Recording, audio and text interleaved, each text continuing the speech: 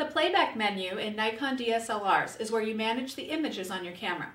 The D600 has lots of options, so let's take a look at each menu item in the playback menu. The playback menu is the first menu on the left side of the screen.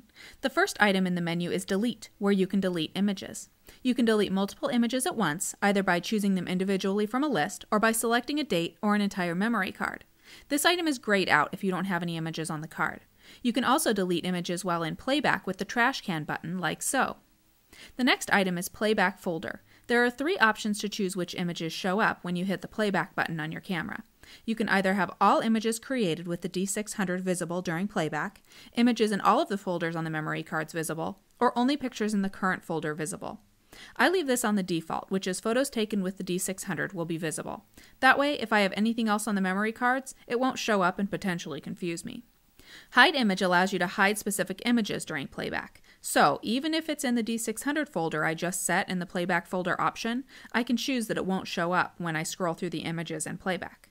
One reason that you would use this is when you're doing a slideshow, which is an option that I'll show you in just a minute, and you want to hide one or some of your images.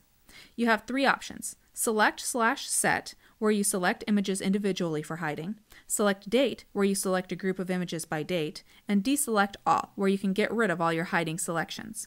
Let me show you how to select images individually by going to Select/Set. You get directions at the bottom of the screen. Scroll to your image using the multi-selector, then hit the Zoom Out button to select the images. You can also deselect images the same way. Then you press OK to confirm your selections.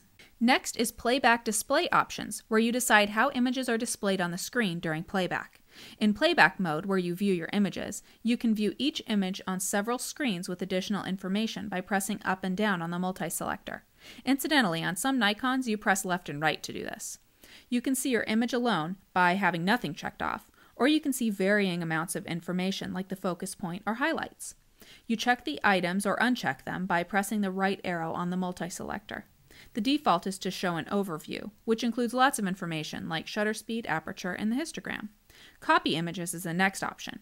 Here you can copy images from one card to the other in your camera. First you need to select Source. This is grayed out for me because I only have images on the first card. Next you select Images. You choose the folder, I only have one right now, then the images. You can select all or just select your protected images. If you select all, you can actually go in and deselect certain images using the Zoom Out button. You press OK to confirm your selections. Next, you select your destination folder. You're able to select the folder from a list if you have more than one folder on the card, which I don't, so it's grayed out. Or you can select the folder by number. When we get here, you can see in the upper right corner that we are creating this folder and copying to the second card. Press OK when you've chosen the number. Then you actually copy the images by highlighting Copy Images and pressing OK. Then you confirm, and it tells you when it's done. Press OK and you're taken back to the last screen. The next option, Image Review, is a yes or no question.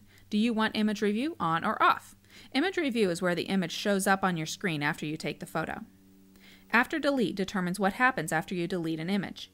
If you're in playback and you use the trash can button to delete an image, you can have the camera show the next image, show the previous image, or continue as before.